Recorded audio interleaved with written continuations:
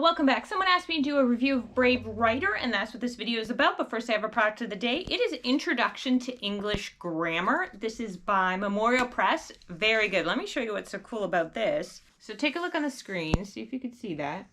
Down here, it has this self-check. So before your instructor or your mother looks at it, you can answer, you can read these two, check these two boxes to make sure that you followed the requirements. To make sure you completed the assignment. So basically it's got the lesson structure up here. So it's got what to do, then you complete it. And then down here on the bottom, it's got a review of that and plus the check. So it's kind of cool. It's not very big though. I will say it's not very big. I mean, it's 40 lessons. I think it's, or maybe it's not 40, but it is, no, it's 24 lessons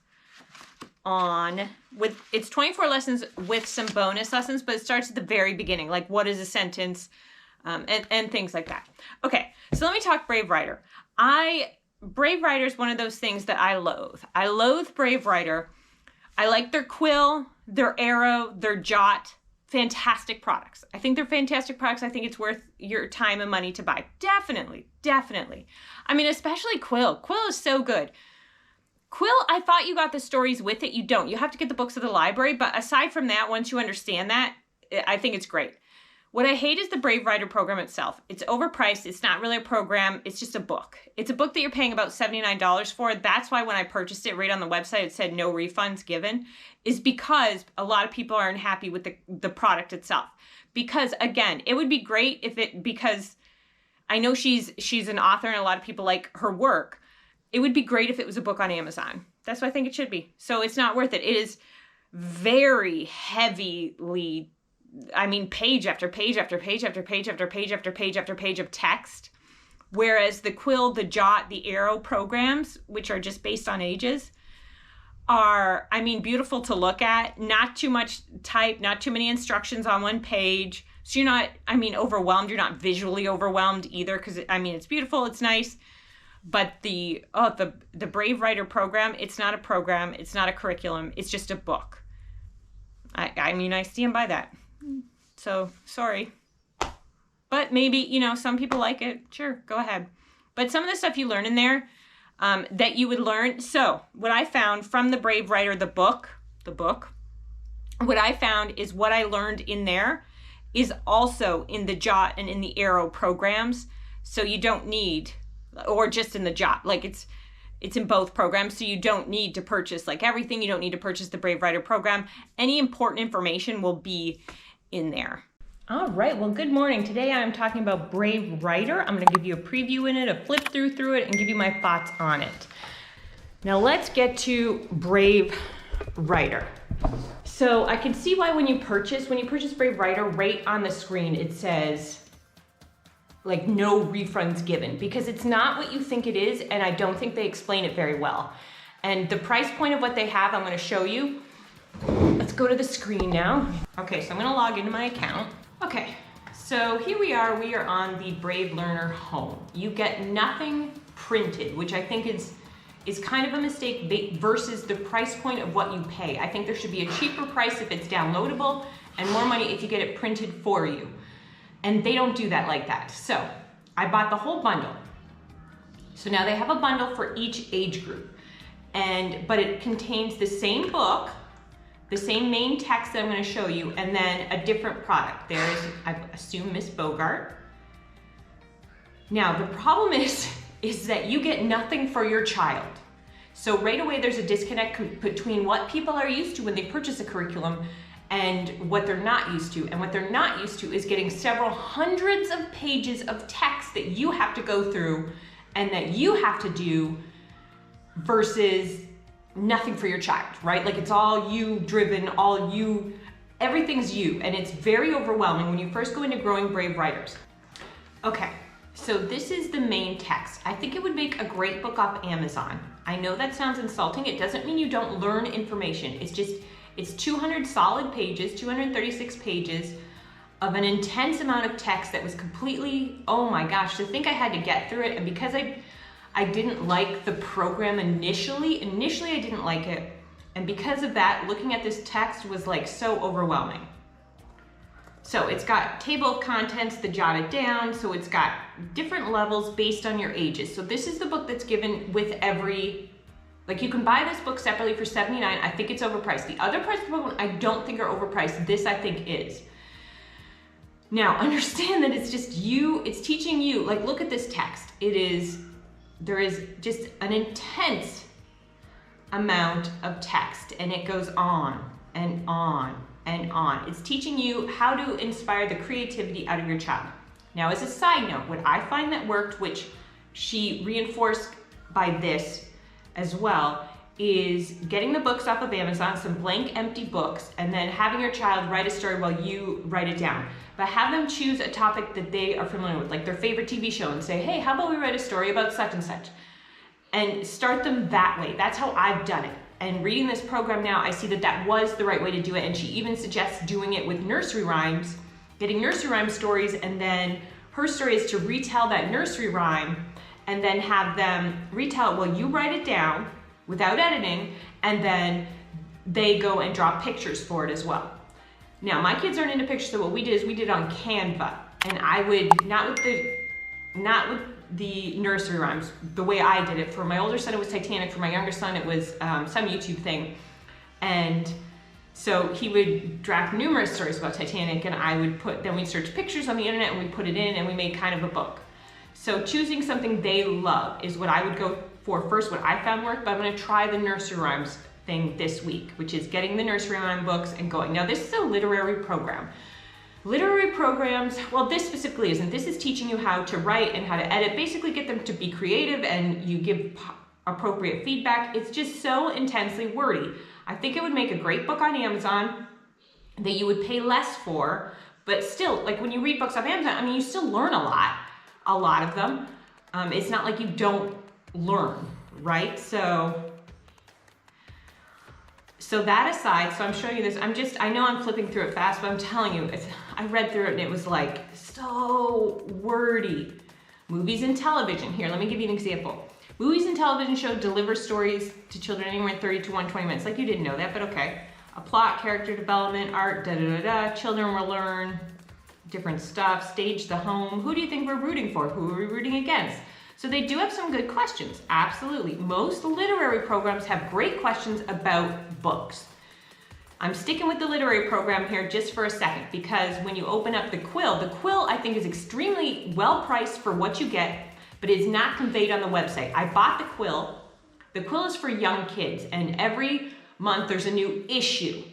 I thought it was for my child. So the first one is wordless picture books. It's not. It's like another literacy program. I would show you this, but there's not much to see. So let me flip to, now this goes through every age group, all right? The book on the screen goes through every age group. Let's go to another book. Let's go back here, because this just goes on for 200 pages. So let's go to the Quill art. Here, let me show you. Let me go through. So then you go, okay, so the Growing Brave Writers, as you'll see on the screen, is for everybody. And then the Jotted Down is for your age group. And then once you go into, is it the Jotted Down, you find your Quill? The Quills are in a separate folder. Let's go back and let's go to the Quills. Here's the Quills. The Quills are $129. I think they're very well priced. I think it's amazing what you get. But each one of these, understand, the bugs and the sports haven't been released at this time. They are hundreds of pages of information, again, for you to go through, but they're easier to read. Look how she made them. They're easier to read. This is the art one. I'll show you the art one. And if you don't get this, but you just go with the Jot, like in this age group, this is 5 to 7. If you just go with the Jot, they still have some of the same information. This is just more in depth. So this part is a literary program. Like Torchlight's a literary program. And Lightning Lit is a literary program. Lightning Lit's literary program, what literary programs do, they give you a bunch of books to buy or to get at the library. The books they have chosen in, for example, Torchlight, you can't always get them, but they're amazing. And I think it's an amazing program. And that program tends to focus on vocab, has really great vocab exercises. The Lightning Lit tends to focus on grammar. And the books they have chosen are all older books, and you can always find them at the library, but you kind of don't really want them. They're not the most exciting. So these are wordless picture books. Let's just go to the art because I have it downloaded up in this is the art one. So let's look at the art. So it's a lot easier to read. Now this section is just 47 pages. Sometimes they're more, sometimes they're less, and has a list of books to get at the library. have checked in both Canadian and American libraries, and you can get the books, so I'm really impressed that they did that. And there are a lot of books I hadn't read. And I mean, I take out like yesterday I went to the, or 2 days ago I went to the, Saturday, whatever day we're on, 2 days ago I went to the library and took out 52 books. So I take out every week a lot of books and we read them every morning. Every morning I pick a few books while the kids are waking up and throughout the day we can. Okay, so art talks about, so it's a lot easier to read. See all the different fonts, all the different colors. It's a lot easier to read. Staff book picks. So here are the book picks. Again, I went through and I checked random ones. I checked in both Canadian and American libraries. I just picked a random library, checked. Yeah, they're easy to get. So not hard to get, so you do not have to pay extra. So the Quill program, I believe, is $129. I think it's well worth it. Now, this is the thing, is in her programs, she has a lot of spaces for you to do reflections. A lot of them. I immediately don't do reflections. It's just not gonna happen per se. I might, like, I'm not gonna write it down, I might think about it. Now, a lot of people have asked her for a more structured program. I think Quill is a bit more structured. So I think the Quill program is, but based on just that big book I showed you, that's what they're talking about. It isn't, it's not that structured. That's what I mean, is it's not really a curriculum per se, it's a book. Although she did come up with a daily plan for it, a daily plan, like Monday, Tuesday, Wednesday, do these activities. Not that specific, like we read Quill on Monday, on Tuesday we go to the library, on Wednesday we do Jot, things like that. So she's taken the 3 different programs in this bundle and split it up into days. Immediately when someone does that, it's like, do they not realize that I have 7 other curriculums or 4 other curriculums that have also given me days of the week, it's always 4, of what we're supposed to study when. So if it were me, I would pick either a day of the week, like a Sunday or a Friday where we do the writing activities. The biggest and best writing activity I found was her free writing activity, which she talks about in that big book, in the big Brave Writers book. She talks about free writing, and she has an amazing assignment about the free writing, which is very cool. I think that's very interesting. I'm very excited to do that. For grammar-wise, she does copy work, and there's really no editing too much, and she talks about friendly editing, a non-aggressive way to edit children's work once they get old enough, once they've done free writing for a while. So that's in the older stages. Okay, so let's just pick an activity. Literary devices come to life in art. So artists set a mood with colors and backgrounds, blah, blah, blah. The flower. A flower is a flower is a flower, right? Or is it? When you hear the word flower, does a certain type of flower spring to mind? What might that flower look like? I don't know, I'm bored reading this. Okay, because we're talking about art, what she's talking about here is either going to outside in the field, going to an art museum and talking about flowers. Specifically, you know, she's all about getting the communication, getting the verbal communication out as well. So, which flowers look like a photograph? Why do you think that is? Which flowers are, you know, have easy to see brush strokes in the painting? Step back from the painting. Notice the background behind the flowers. And then she's got books down here for that activity that reinforce that activity, like Reading at a Table by Picasso. So she's got just different things that go along with that, okay? So notes and insights about the experiments that you as an adult found. So I think it's a very good program. I think for $129, I think it's definitely worth it. This is what she wants you to put up on your wall, so you're always looking at it. And everyone seems to have a math portion as well. Art is filled with chances to reinforce, but it's all for you to learn, for you to read, and then for you to implement, which is fine. I just think when you call it a program, you might want to have some stuff for the students, some stuff that looks cute, some stuff that looks interesting. I get it, it's not what you wanted. And again, have a lower price if it is, if it's not printable. So this is the Jot It Down. Jot It Down, a year-long language arts plan and 12 writing projects, ages 5 to 7. This is really well priced. This is $47. So this I think is great. And look at that, it's got a nice table of contents, but all bright. And it's got like poetry tea times, which is a big thing, weekly music, nature study, art appreciation, music appreciation. So it has a lot of stuff here. Now, I wouldn't call it a language arts program in my opinion, because I mean, it's not teaching you to read. As long as you understand, it's not teaching you to read, it's not teaching you grammar, it's not teaching you any of this stuff directly, right? Just indirectly if you happen to stumble upon it. So these are the Fairly Tailored projects I was talking about. We're gonna do Goldilocks and the Three Bears first, because I've got a bunch of books from the library this week. And so basically, let's go down to the, so it's 104 pages for you to read. Again, heavy text, not a huge fan of heavy text. And the jotted down phase is basically you're jotting it down for your child. Okay, so it's got different stages as to what everybody, the jotted down, then there's partnership writing, ages 9 to 10, the building confidence. So I think this is really well priced. I think it's great. I think it's a nice plan. It's got a lot of tips for you. With the poetry tea times, which I'm sure you've heard of, which is basically putting out food and tea. And I mean, she's written a lot about it, but essentially food, tea, books. Weekly movies, what do you think will happen next? Do you believe him or her? So I think it's really good. So if I think you get this, even if you just get this and not the Quill, I think it's great. But if you want more in depth, you could also, of course, get the Quill. So I like them both. The only thing I do not like, and I think is overpriced, is that first book. And I don't think they explain what Quill is. You do not get anything for your child, as I mentioned. You just get that. So, for example, this is the sample routine she came up with because people were asking her to come up with something more specific. So Monday, Tuesday, Wednesday, handwriting page, Quill, library, handwriting page, nature, art, music. So as you see, every day, read out loud, learning to read. So in that sense, it's a full program, but it's not, it doesn't teach you to read or anything. It doesn't have any handwriting things. It's just got more copyright, more copying, what do you call it, copy work, and stuff like that. So it's a very relaxed program. It doesn't go into grammar too much. If you want a program that goes into grammar, a literary program that goes into grammar, that would be Lightning Lit, which I also think is a little overpriced. Because understand, when you get a literary program, it generally doesn't have as much information. I guess it does. As this, it does.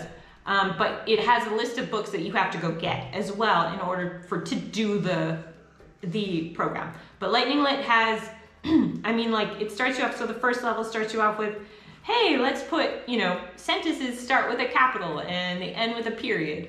So it's simple in that respect, but I don't necessarily think you need it either. Here's the fairy tale project. Your children will produce a 9 to 10 page booklet that is both a visual and written narration of famous fairy tales. You're reading Rapunzel, and then it's got all these questions, and you can just have them retell it. And then it's got cut out a tower from black construction paper and put yarn through it. I think that's a great idea. The Frog Prince, also good, just cutting out a frog. Goldilocks and the Three Bears. So this is a different retellings, like throughout time, the Goldilocks and Three Bears was changed. Throughout time, she explains. And it's got different questions you can ask to help them narrate, hey, what happened in this story?